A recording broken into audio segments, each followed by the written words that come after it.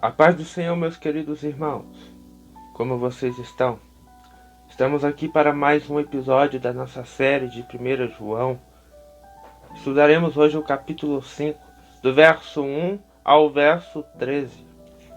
Meus irmãos, vamos falar sobre a fé em Jesus Cristo e as suas consequências, ou resultados. Podemos definir dessas duas maneiras os fatores que João vai nos trazer aqui diante deste capítulo.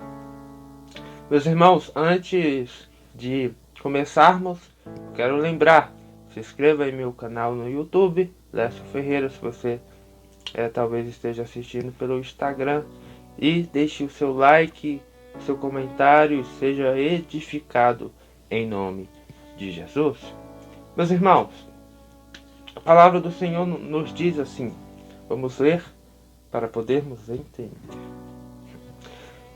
Verso 1. Todo aquele que crê que Jesus é o Cristo é nascido de Deus. E todo aquele que ama o que gerou também ama o que dele é nascido.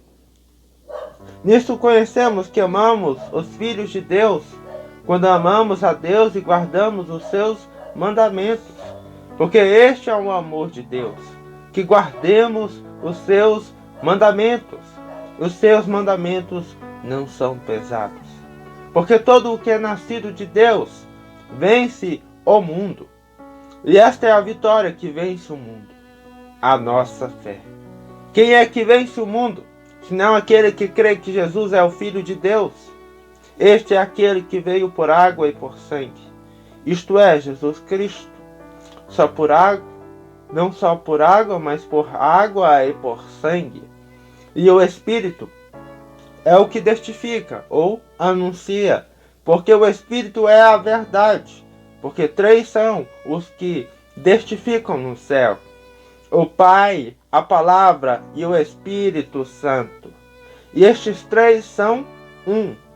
E estes três são os que testificam na terra: o Espírito e a água e o sangue. E estes três concordam num. Se recebemos o testemunho dos homens, o testemunho de Deus é maior. Porque o testemunho de Deus é este, que de seu Filho testificou. Quem crê no Filho de Deus, em si mesmo tem um testemunho. Quem em Deus não crê, mentiroso o fez, porquanto não creu no testemunho que Deus de seu Filho deu. E o testemunho é este, que Deus nos deu a vida eterna, e esta vida está em seu Filho. Quem tem o Filho tem a vida. Quem não tem o Filho de Deus não tem a vida. Estas coisas vos escrevi, para que saibais que tendes a vida eterna, e para que creiais no nome do Filho de Deus. Meus irmãos, você que está nos acompanhando nos nossos episódios, a cada vídeo nós entendemos a introdução desta carta, porque ela foi escrita. Nós entendemos as aplicações para os nossos dias, as reflexões para os nossos dias, o fortalecimento da nossa fé.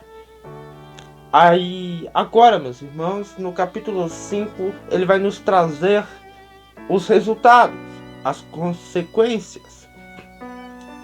E diante disso, nós podemos aprender que a fé, ela é a nossa arma. Vamos ver isto na palavra de Deus neste vídeo. No verso 1, João vai trazer uma prova doutrinária. Ou seja, ele está trazendo que quem crê em Jesus Cristo, este é salvo, este tem Deus. Então, o que isso nos ensina, meus irmãos? Quem diz que crê em Jesus, mas como os gnósticos dizem, acredita que ele veio somente em espírito, este não crê verdadeiramente em Jesus. Ou talvez diga que veio em Jesus, mas não era Deus, ou qualquer outra visão como essas que não crê que Jesus veio 100% homem, 100% Deus, esse não é de Deus. O amor de Deus não está nele. Ele não verdadeiramente creu em Cristo Jesus. Porque Jesus Cristo não nos encontra por partes. Ele nos encontra total, 100% homem, 100% Deus, em nós, na revelação especial. Meus irmãos, no verso 2 vai dizer: nisto conhecemos que amamos os filhos de Deus, quando amamos e guardamos os seus mandamentos. Meus irmãos, aqui ele está trabalhando aos nossos corações a profundidade da fé sobre as nossas vidas. Como assim? Ele está dizendo que a fé é o amor de Deus em nós. Como assim? A fé é crer naquelas coisas que ainda não vemos, mas temos a certeza e a confiança, como vai ensinar lá em Hebreus capítulo 11, verso 1. Dessa maneira, meus irmãos, diante deste versículo 2, entendemos que amamos os filhos de Deus, porque a fé em Deus é a mesma. Temos o mesmo alvo, Cristo Jesus. Verso 3. Porque este é o amor de Deus, que guardemos os seus mandamentos. E os seus mandamentos não são pesados. O que ele está dizendo aqui? Quando nós somos transformados, não é algo assim, é algo contínuo. Continuamente estamos sendo santificados pela graça de Deus em nossas vidas. Mas ele está dizendo que aquele que está em Deus, aquele que tem o amor de Deus, um dos seus fatores é amar o seu próximo. Outro fator é buscar, lutar, batalhar pela santificação em Cristo Jesus. E qual é o caminho para isso? A presença do Rei da Glória. Então ele vai dizer: porque este é o amor de Deus, que guardemos os seus mandamentos, e os seus mandamentos não são pesados. Esse verso 3 nos ensina coisas importantes e faz que nós lembremos de Mateus capítulo 11, verso 30 e 31, onde ele vai dizer que o fardo dele não é pesado e o jugo dele é leve. Ou seja, o caminho que seguimos em Cristo Jesus tem os princípios a ser seguidos, mas quem nos ajuda, quem nos guia, quem nos fortalece, quem é o nosso alvo é Cristo Jesus. O cristianismo não está regido no legalismo, mas sim na santificação, na redenção, na salvação, na glorificação em Cristo Jesus. E é necessário termos este entendimento diante da nossa vida cristã. Por isso digo que esta carta é muito importante para quem quer viver o verdadeiro cristianismo, para quem realmente quer viver coisas profundas na presença do Rei da Glória. No verso 4 vai explicar: porque todo o que é nascido de Deus, ele vence o mundo. Ou seja, as tentações do mundo, o pecado, aquilo que o mundo tenta influenciar na sua vida, ele vence o mundo. E vai prosseguir. E esta é a vitória que vence o mundo. Porque como vencemos o pecado, como vencemos o mundo, as influências do mundo? A nossa fé. O que eu entendo que o Espírito Santo fala em mim sobre fé é a dependência em Deus. Nós dependemos de Deus diante de todas as circunstâncias e fatores nessa terra e na vida eterna. Temos a certeza que Deus está cuidando de tudo. Temos o descanso nele. Isso eu entendo de uma forma mais simples e profunda do que é a verdadeira fé. Então ele vai prosseguir no verso 5. Quem é que vence o mundo, senão aquele que crê que Jesus é o Filho de Deus? Como eu disse sobre a dependência, nós dependemos de quem? De quem nós dependemos? De Jesus Cristo. Nós dependemos totalmente de Cristo Jesus como cristãos.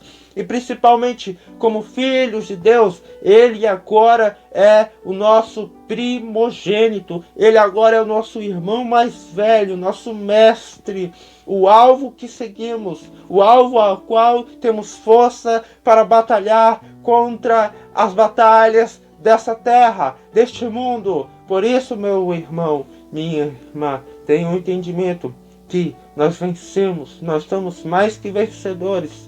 Por quê? Porque a vitória foi tragada, foi conquistada por Jesus Cristo naquela cruz, em sua ressurreição.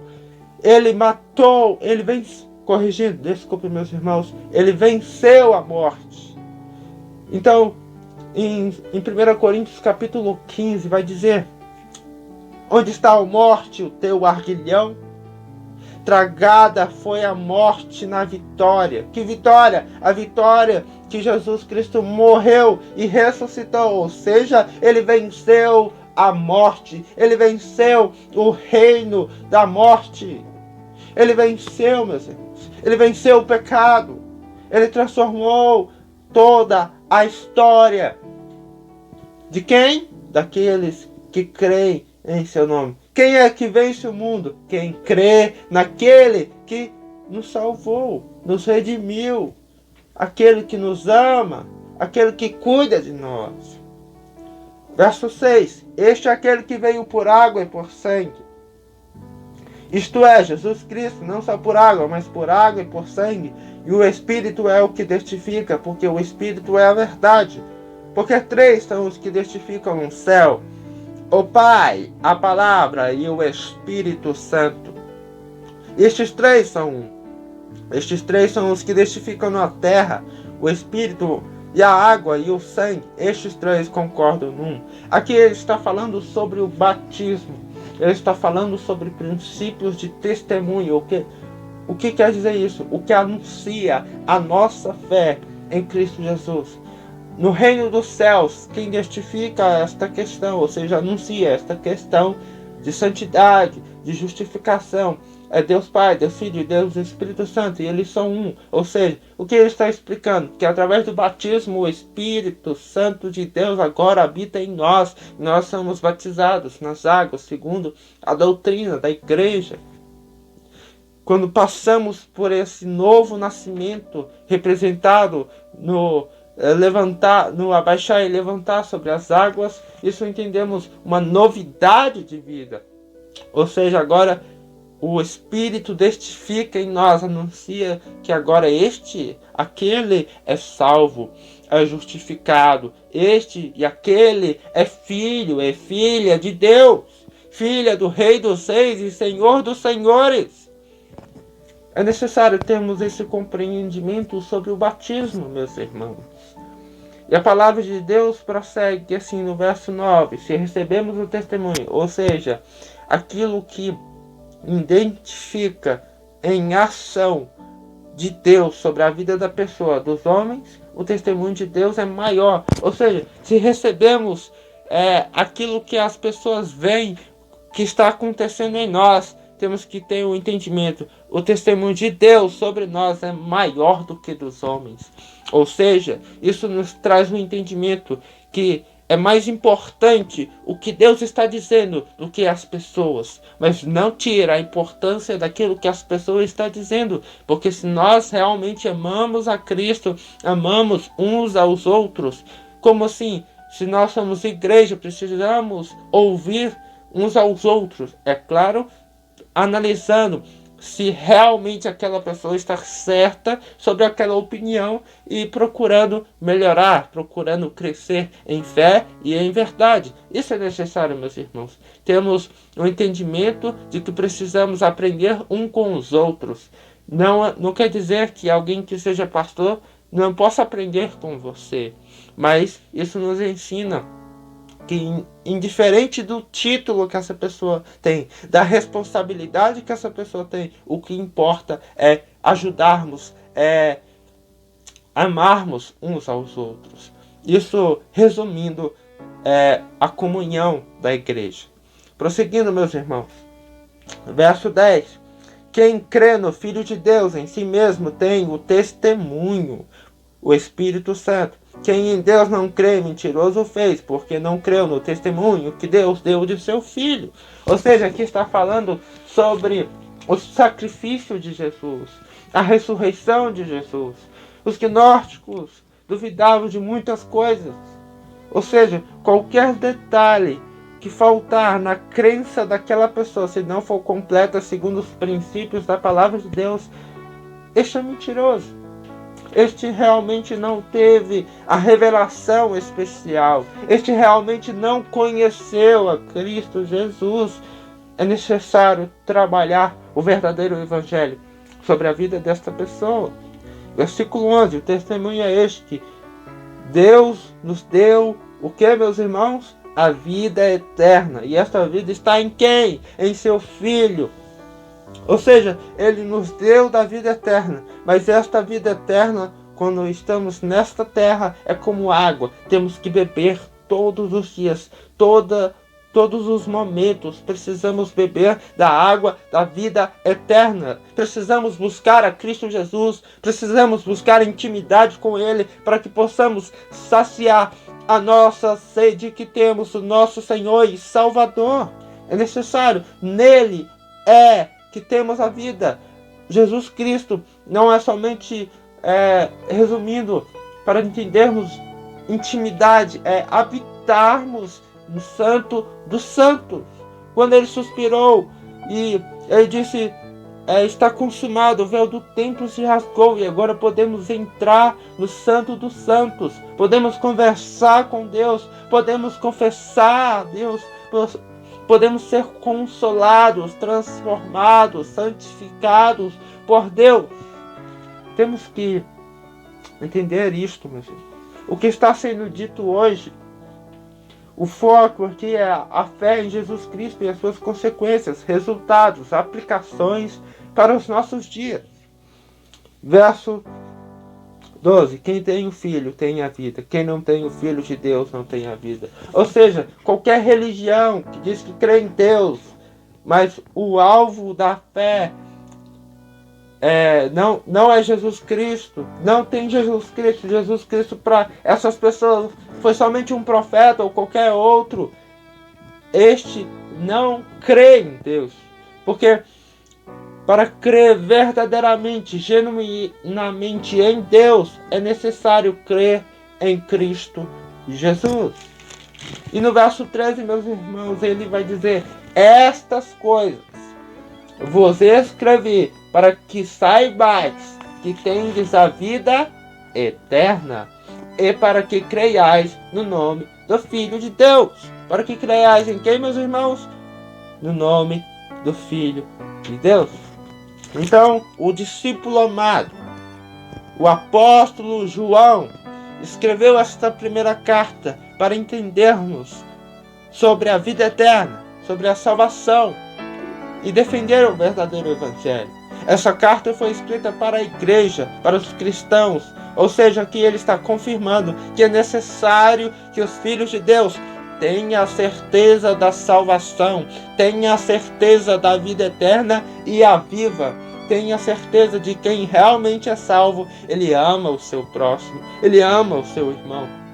Ele ama porque o amor de Deus está nesta pessoa. E é necessário termos este entendimento sobre as nossas vidas, meus queridos irmãos, e que podemos aplicar para os nossos dias. É que, mesmo que venha tempestades, mesmo que venham gigantes sobre a sua vida, você tem uma arma, você tem uma defesa, você tem a espada do quê? Da fé. A fé em Cristo Jesus é a nossa força para lutar contra as guerras e batalhas que enfrentamos nesta vida cristã, nesta vida em santificação. Que possamos entender diante deste episódio que nós temos a fé, nós recebemos a fé para batalharmos contra as guerras espirituais, mas temos que entender que nem principados, nem potestades nos tirará das mãos do nosso Senhor, do controle do Senhor das nossas vidas. Por isso, entenda, Cristo Jesus cuida de você, Ele cuida da sua história. Por isso, descanse no Rei dos Reis e Senhor dos Senhores. Que Deus te abençoe grandemente e te aguardo nos próximos episódios. Teremos mais um para finalizar esta primeira carta e partiremos para a segunda, que ela é bem menor, e depois para a terceira. Que Deus abençoe a sua vida grandemente, graça e paz.